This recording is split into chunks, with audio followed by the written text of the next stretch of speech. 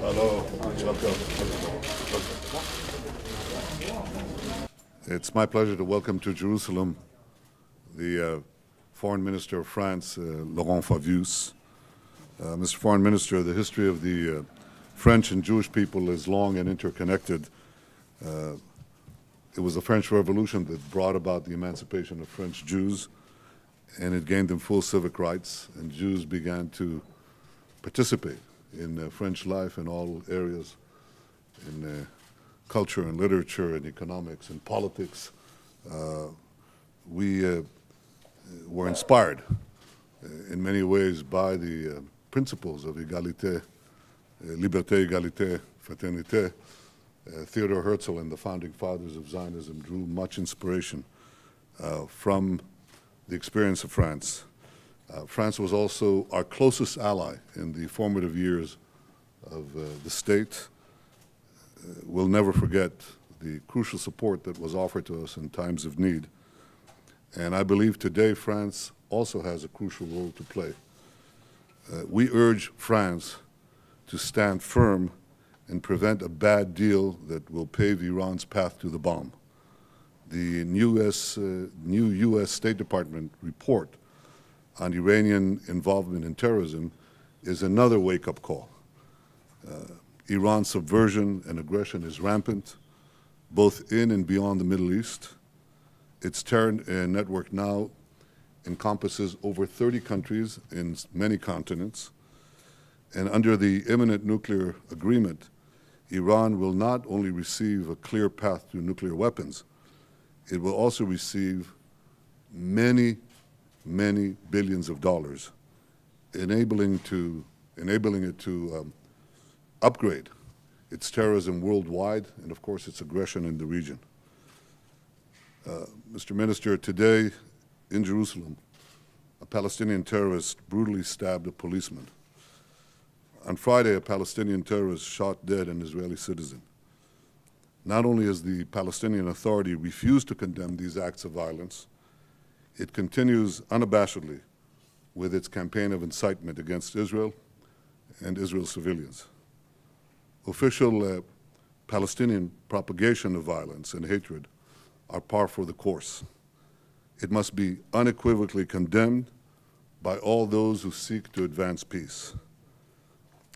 6 years ago at Bar-Ilan University, I laid out my vision of peace based on two states for two peoples. In this vision, a demilitarized Palestinian state recognizes the Jewish state.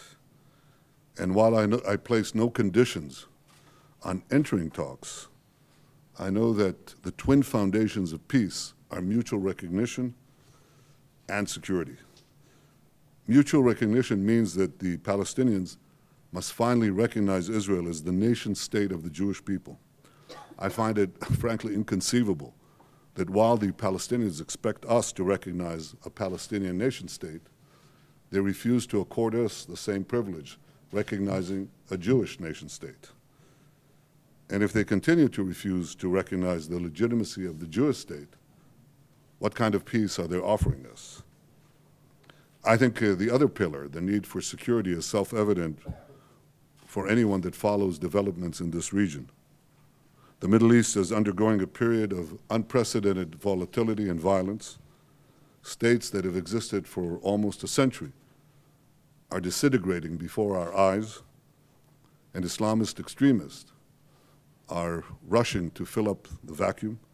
ISIS leads the Sunni radicals, Iran heads the Shiite militants, and Israel faces terrorist armies amassed on our borders in the north and in the south. A peace that isn't anchored in ironclad security arrangements on the ground in which Israel can defend itself, such a peace will simply not survive, and we will not agree to it. Our concerns are not pretexts or excuses. They are genuine. A peace deal that ignores these realities will be swept away by the winds of extremism and violence that blow throughout the Middle East. Laurent, Mr. Foreign Minister, peace will only come from direct negotiations between the parties without preconditions. It will not come from UN resolutions that are sought to be imposed from the outside. President Abbas believes he can avoid such direct negotiations. He wants to avoid the give and take of negotiations. And why does he go that route? Because even though the Palestinians ran away from the negotiations again and again and again, it is Israel that is being blamed. Last year, the Palestinians slammed the door on Secretary Kerry's framework for negotiations. They slammed the door on Prime Minister Barak. They slammed the door on Prime Minister Sharon. They slammed the door on Prime Minister Olmert. They slammed the door on me.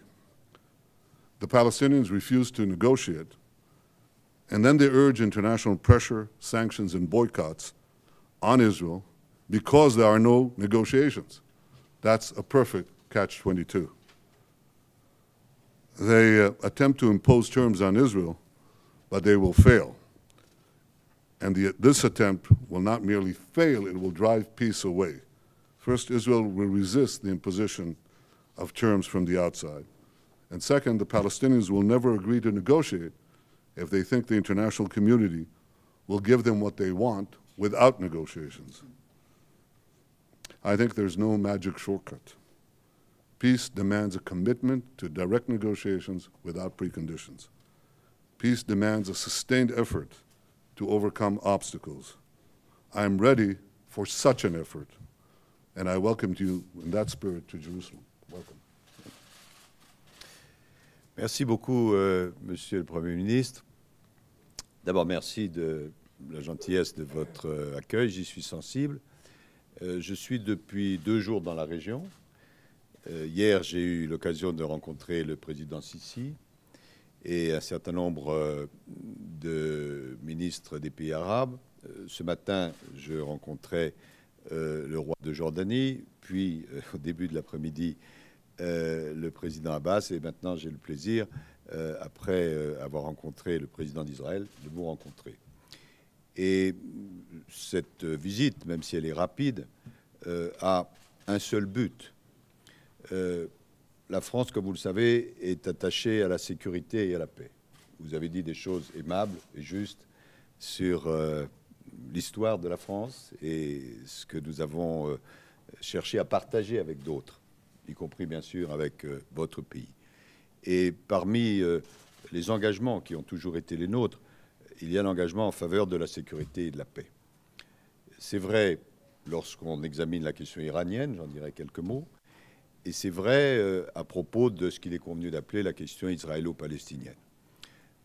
Nous souhaitons que ce qui n'a pas été possible jusqu'ici, ce qui montre que c'est très difficile, c'est-à-dire une véritable paix, où la sécurité d'Israël soit garantie, sans quoi rien n'est possible, et où, d'autre part, les Palestiniens soient remplis de leurs droits et puissent avoir un État, nous souhaitons que cela puisse voir le jour.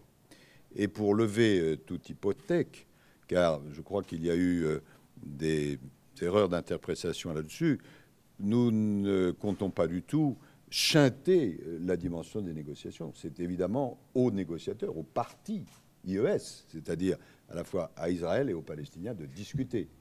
Cela n'empêche pas qu'il y ait, alors quel est le terme, un accompagnement international. Aujourd'hui, il existe le quartet, qui n'a pas été totalement efficace, pour employer un langage diplomatique, mais qu'il puisse y avoir un accompagnement international, notamment pour les derniers mètres, parce que c'est les derniers mètres qui sont souvent les plus difficiles.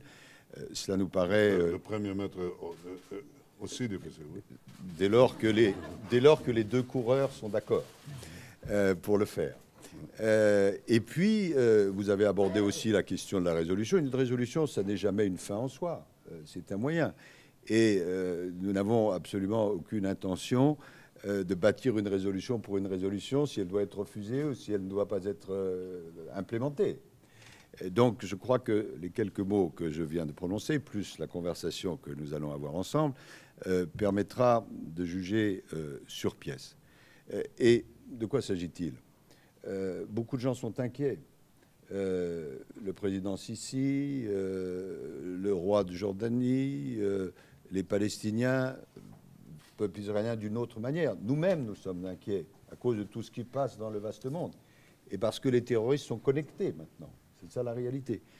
Et si on n'arrive pas à résoudre cette question qu'on appelle communément la question israélo-palestinienne, eh bien, on risque d'avoir des explosions de violence.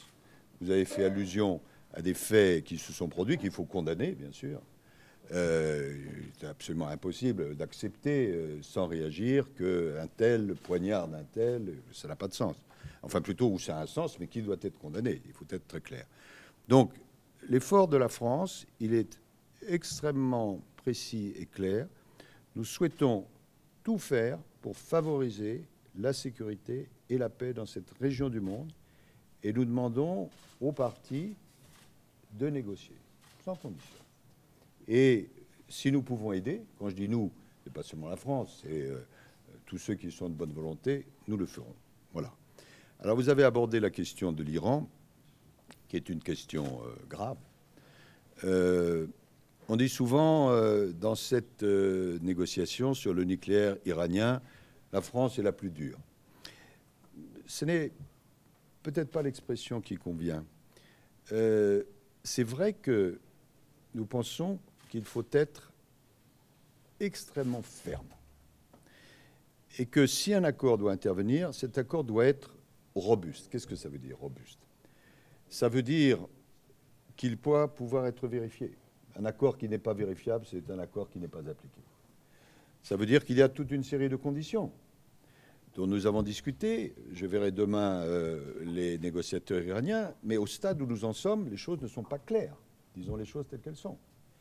Et donc, il y a à clarifier, à préciser et à être sûr que l'accord soit robuste. Sinon, qu'est-ce qui arrivera? Je vais vous le dire, ce qui va arriver. C'est que peut-être on peut signer, mais si l'accord n'est pas robuste, la conséquence sera que l'ensemble de la région deviendra nucléaire. Parce que comme il n'y aura pas de confiance dans l'accord, chacun cherchera à se protéger en s'armant nucléairement. Et une région comme celle-ci, devenue nucléaire, c'est un très grave danger. Sans même parler de la possibilité pour un des groupes terroristes de se saisir d'une arme nucléaire. Et donc la France, puissance de paix et de sécurité, travaille pour un accord. Mais, et j'insiste sur le mais, un accord robuste. Sinon, on aura les conséquences redoutables auxquelles les uns et les autres peuvent penser. Voilà. Pour le reste, l'amitié entre Israël et la France, c'est une amitié qui date de longtemps. Il y a des moments, comme on dit en bon français, ups and downs. Mais ce qui compte, c'est que nous soyons engagés vers les mêmes causes profondes. Et les mots que vous avez prononcés au début, liberté, égalité, fraternité, sécurité et paix. Et dans notre esprit, je terminerai ainsi, il doit y avoir une solution à la question lancinante depuis beaucoup d'années israélo-palestinienne, mais il ne peut pas y avoir de solution si la sécurité d'Israël n'est pas assurée. Merci.